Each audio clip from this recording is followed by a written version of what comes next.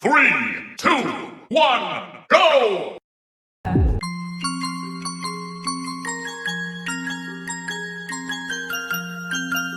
Hello everyone, welcome back to my YouTube channel. In this video, I will tell you how you can create your giveaway link in Drive app.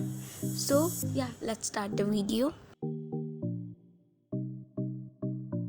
Okay, now you first go to Drive app to create a giveaway link. Okay, so now you have to scroll and click on plus icon and click on folder, and yeah, now you add giveaway folder. Now you have your giveaway folder. Okay, now you have to go Pinterest app, क्योंकि अगर Pinterest app पे हम लोग जाएंगे वहाँ से हमें सारे ओवरलेस मिलेंगी जो हम अपने गिवअवे लिंक के अंदर डालेंगे. ओके, सो फर्स्ट आपको जो है Pinterest के ऊपर सर्च करना है ओवरले फॉर एडिट्स. ओके, ये आपको सर्च करना है.